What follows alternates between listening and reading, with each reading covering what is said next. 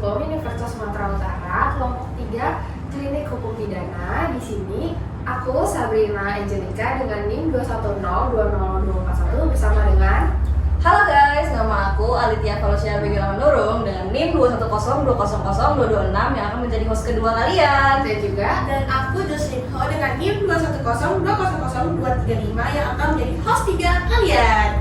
Nah, jadi pada hari ini kita itu bakal ngebahas podcast tentang gimana sih efektivitas sanksi tilang itu di Kota Medan. Nah, menurut Jocelyn podcast hari ini seru nggak sih? Menurut aku sih bakal seru banget karena ini bakal relate buat kalian yang sering banget kayak jadi pengendara ataupun jalan kaki, itu pasti relate karena siapa sih yang gak pernah melihat orang ditilang atau bahkan ditilang sendiri.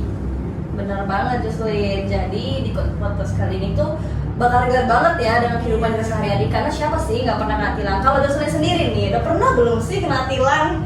Sejujurnya sudah pernah. Sudah pernah ya? Kenapa? Kalau Jocelyn kenapa?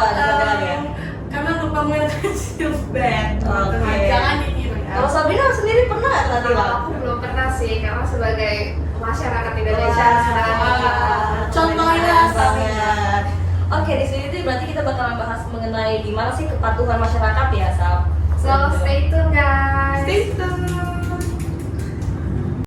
Oke guys, jadi sebelum kita masuk ke pembahasan utamanya, kita mau brainstorming dulu nih, apa sih itu tilang itu sendiri. Nah, buat Alit sama Jocelyn yang belum tahu nih, ternyata tilang itu adalah singkatan dari bukti pelanggaran. Nah, biasanya tilang ini itu diberikan dari polisi kepada pengendara kalau mereka terbukti melanggar peraturan lalu lintas. Jadi pada saat menindak pelanggar tersebut, polisi itu bakal ngeberhentiin kita, pengendara ini, terus bakal nunjukin apa surat tugasnya, misalnya kayak operasi zebra cross atau apa itu. Nah, terus nanti polisi bakal ngejelasin ke kita itu melanggar apa sih. Jadi biar kita itu tahu kalau oh ternyata aku lupa bawa SIM ya, oh ternyata aku nggak bawa STNK ya gitu. Nah, jadi pada saat kita diberitakan polisi itu jangan langsung mikir aku kayaknya bakal dipungli deh, aku bakal dikorupsi deh. Jangan gitu, kita ikutin aja dulu aturan dari polisi itu sendiri gitu. Keren juga ya insight dari Sabrina ini. Aku baru tahu loh sebenarnya. Langsung kamu. Enggak dong. Oke, next sebelum kita bahas lebih gali nih mengenai tilang, dimana kita tahu kan tilang merupakan tilang sebelumnya diberlakukan. Boleh nggak sih aku nanya bagaimana sih sistem penerapan tilang dulu saat masih diberlakukan?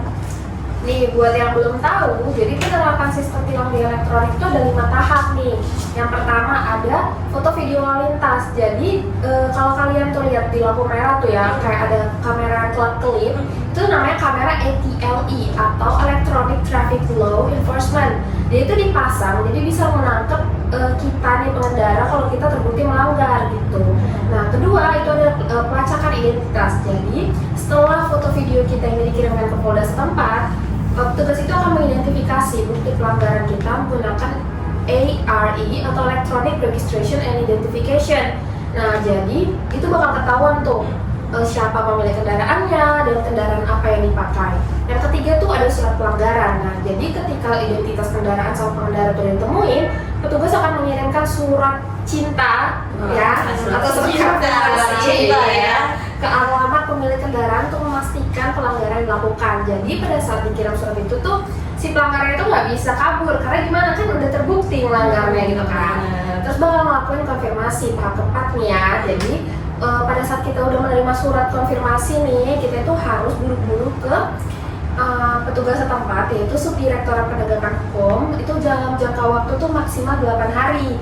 Kalau dalam jangka waktu 8 hari Alit sama Jocelyn ini nggak konfirmasi surat pelanggaran tersebut, STNK kalian tuh bakal diblokir sementara. Dan yang terakhir tuh kita harus membayar denda. Jadi pada saat kita sudah mengkonfirmasi, petugas akan memberikan surat tilangnya, yang dimana tuh kita bakal ngebayar berapa banyak denda kita gitu.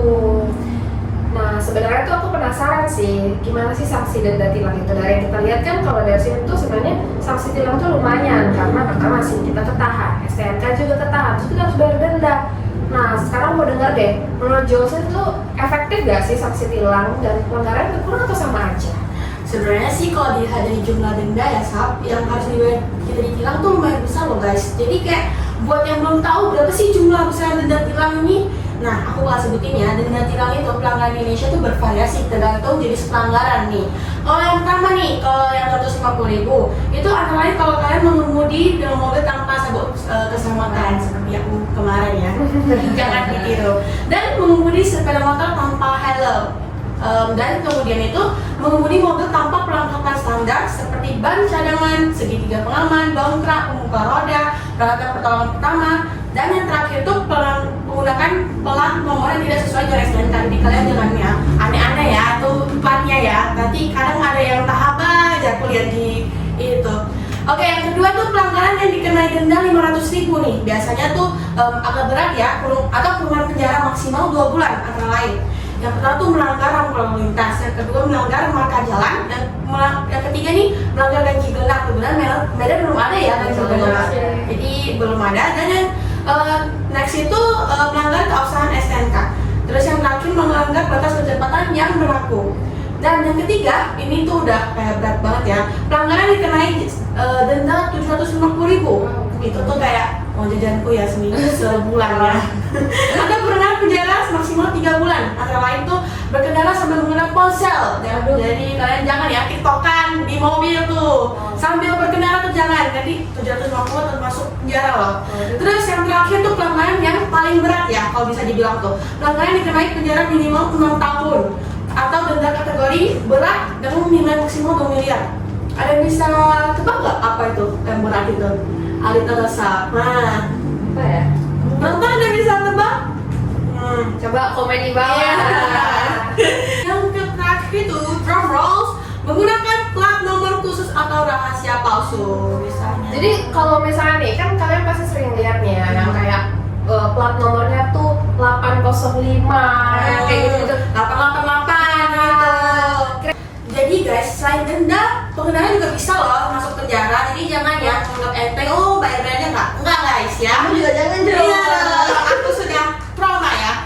Lalu kalau di hari tadi lumayan kan dendanya, cuman nih ya masyarakat tuh Indonesia tuh masih banyak banget yang bandel. Kayak misalnya nih, banyak banget anak SMA nih nggak pakai helm, ugal-ugalan. Terus padahal kan itu sebenarnya tuh melanggar lintas ya Sab ya. Jadi bisa disimpulkan kalau dari denda ini tuh udah efektif. Cuman tantangannya tuh ya di masyarakat itu sendiri, Lid. Tadi kan kamu ada jelas itu masih banyak banget kan masyarakat yang mungkin belum berusia 17 tahun ke atas ataupun masih SMA tapi masih bandel dalam berkendara. Menurut kamu nih, gimana sih cara menanggulangi mereka? Mengingatkan kita nggak bisa kontrol sifat orang ya gitu. Jadi ini aku ngasih pendapat karena aku juga pengendara ya. Jadi sebagai pengendara yang tiap hari mengendarai kendaraan, menurut aku nih Lid, tantangan terbesar dalam menegakkan tilang di Medan itu ya emang lebih ke mindset pengendara sih. Kayak orang-orang di sini tuh banyak banget yang ngerasa kalau aturan itu bisa dilarang aja, entah karena kebiasaan atau ngerasa tuh nggak ada yang berani nindak kayak gak ada polisi nih, apa aku nyerobos aja ya gak ada polisi. Nah, ditambah lagi banyak juga yang mikir kalau bisa lolos dari razia atau ada jalan pintas buat ngindarin tilang. Nah, belum lagi ada juga mentalitas kayak udah biasa nih nggak bakal ketilang kok, lagi nggak ada polisi. Sebenarnya itu nggak boleh ya guys ya. Boleh ya. Nah, padahal kan aturan tuh dibuat untuk dihormati bukan untuk dilanggar, tidak ya. Jadi tantangannya tuh lebih ke mengubah mindset orang-orang untuk lebih paham tentang safety dan taat aturan, bukan cuma takut aja doang gitu, Lid. Baik, keren banget coba penjelasannya. Wow, kita dapat banyak pengetahuan nih. Iya. Tadi kan Jose tuh udah jelasin ya, barangnya kita juga banyak dapat pengetahuan nih dari penjelasan Jose. Tapi sekarang tuh kan udah nggak berlaku ya e-tilang. Nah sejak kapan sih e-tilang ini nggak berlaku lagi di Medan? Dan menurut kalian apa sih dampak perubahan sistem ini tuh di Medan? Misalnya kayak sisi positif atau negatif nih gitu, Lid? Oke, aku izin menjelaskan juga ya buat teman-teman dan mungkin teman-teman di rumah yang belum tahu. Jadi buat kalian yang belum tahu, e-tilang itu sudah lama banget tidak diberlakukan. Jadi sistem ini digunakan pada awalnya untuk menangkap pelanggaran lalu lintas secara otomatis lewat kamera pengawas atau CCTV yang tersebar di beberapa titik di kota, Sab. Nah, mulai awal tahun ini sistem e-tilang ini diberhentikan dan digantikan dengan metode manual oleh petugas di lapangan. Sisi positifnya mungkin perubahan ini bisa jadi lebih personal ya dan lebih terlihat. Tapi ketika ada petugas yang langsung menilang, pengendara jadi lebih sadar bahwa ada yang mengawasi mereka secara langsung. Namun kalau sisi negatif seperti yang tahu ya, apa kepolisian nih kadang uang makannya nih ya lagi lapar nih siang-siang pengen cari makan bilang orang deh yang nggak salah pun jadi salah. Jadi itu sih menurut aku sisi positif dan negatifnya. Masih banyak lagi sisi positif dan negatifnya, tapi mungkin nggak bisa dijabari semua ya, jadi karena produknya kan berdurasi gitu. Oke, kalau dibandingkan nih seperti yang Ai jelasin tadi, sistem penerapan elektronik tilang di Medan, menurut kamu lebih efektif yang e-tilang atau manual sih kalau di Kota Medan ini? Nah, jadi aku bakal menjawab menurut aku sendiri gitu ya. Nah, jadi menurut aku tuh penerapan e-tilang tuh jauh lebih efektif daripada tilang manual, apalagi di kota-kota besar kayak Medan ini ya. Kenapa? Karena yang pertama tuh, e-tilang itu kan sudah menggunakan teknologi yang lebih modern ya, yaitu ada kamera ATLI kan tadi. Nah, jadi kamera itu bakal merekam pelanggaran. Nah, sebenarnya itu bukan pelanggaran aja sih, semua pengendara yang ada di lalu lintas tuh bakal direkam gitu loh. Jadi ketika ada pelanggaran tuh lebih cepet gitu loh sistemnya untuk melihat siapa sih yang melanggar gitu. Nah, juga e-tilang ini mengurangi interaksi langsung antara petugas dengan kita yang pengendara. Jadi kita tuh bisa ngurangin sih kayak pungli-pungli dari kepolisian gitu. Terus menurut aku juga e-tilang ini memberikan efek jerah yang lebih luas karena pelanggaran itu kan didokumentasikan, jadi pelanggar itu tidak bisa kabur-kabur gitu sih. Nah, cuman untuk penerapan teknologi kan tadi seperti tilang elektronik atau kamera pengawas, menurut kalian tuh udah cukup membantu nggak sih untuk meningkatkan efektivitas penegakan hukum itu di Medan? Nih menurut aku ya saat peningkatan teknologi seperti tilang elektronik itu sudah sangat membantu sih di Sumatera Utara, karena yang pertama kita melihat bahwa kayak masyarakat sendiri udah meningkat ya kepatuhannya, dimana pengendara menjadi lebih sadar atas aturan lalu lintas yang ada, juga lebih kayak takut gitu kan. Yang kedua, efisiensi dalam penegakan hukum sih menurut aku, dimana sistem ITLE ini memungkinkan pelanggaran dicatat dan ditindak secara otomatis, jadi nggak ribet ya guys, ini itu gitu. Namun ada beberapa tantangan menurut aku di balik kebaikan plus dan kekurangan kan. Kalau tantangannya menurutku cakupan wilayahnya terbatas, jadi kan nggak mungkin ya sampai pelosok-pelosok udah ada teknologi ini, dimana kayak ya mungkin yang di kampung-kampung belum ada seperti ini. Terus yang kedua ada kendala di infrastruktur dan teknologi, dimana infrastruktur teknologi ini mungkin belum sepenuhnya memadai untuk mendukung sistem ini secara optimal. Misalnya gangguan jaringan atau keterbatasan jumlah karena yang terpasang gitu sih. Jadi menurut Mulit, seharusnya bagaimana sih penegakan lalu lintas di Kota Medan yang agar lebih efektif nih dan memberikan dampak positif bagi pengendara dan masyarakat secara keseluruhan? Menurut aku nih ya teman-teman, jadi menurut aku yang pertama nih, pemerintah Kota Medan dan kepolisian dapat secara rutin mengadakan kampanye keselamatan lalu lintas melalui berbagai media seperti televisi lokal ataupun kegiatan-kegiatan publik.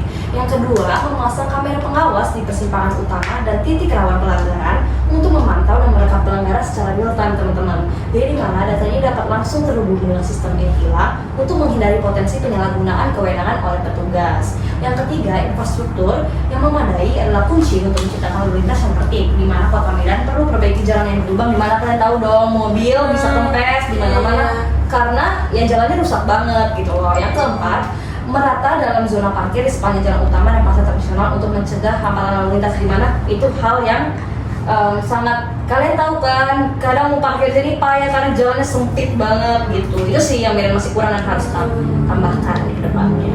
Jadi apa sih harapan kamu nih untuk penegakan hukum lalu lintas di Kota Medan ke depannya gitu? Kalau kita bicara soal penegakan hukum ya agak kompleks juga, tapi menurutku yang bisa aku kasih saran itu yang pertama adalah penegakan hukum yang lebih tegas dan konsistensi, dimana di case ini penegakan hukum harus benar-benar adil, tidak boleh membela ke kiri, ke kanan, ataupun nggak boleh lah kayak kita tahu tadi kepolisian untuk cari duit makan harus menilang orang, itu nggak perlu lagi sih menurut aku di zaman sekarang. Yang kedua, sosialisasi dan edukasi yang lebih intensif terhadap pengguna jalan yang tahu kan di bawah umur ataupun pengguna jalan yang masih di yang pokoknya tidak terlatih dalam berkendara. Yang ketiga, perbaiki infrastruktur dan pelayanan jalan seperti tadi aku bilang, yang jalan di pasar ataupun jalan dua arah dan lainnya. Yang keempat, sanksi yang lebih efektif sih daripada ditilang dan membayar, ataupun sanksi-sanksi yang cuma dikirim ke rumah kalau uang cuma e-tilang. Itu kan sangat gimana ya, apalagi orang Medan nih, jangan disamain dengan orang Jawa ya guys. Orang Medan keras banget. Oke. Wah, udah banyak juga ya kita bahas tadi, udah capek juga nih. Tadi kita juga udah bahas nih ya, tilang itu apa, sanksinya apa, dendanya gitu-gitu. Nah, guys, sekarang kita sudah ada di penghujung acara nih di podcast kita. Nah, terima kasih buat Alit, Jocelyn, dan juga editor kita yang udah sempetin waktunya untuk buat video ini. Nah, banget. pesannya kalian di sana, di luar sana, kita sebagai masyarakat dan warga negara Indonesia harus selalu menaati peraturan lalu lintas ya guys. Nah, jadi guys, semoga video ini bisa menambah wawasan kalian, menambah pengetahuan kalian lagi. Nah, terima kasih udah mendengarkan podcast ini. Jangan lupa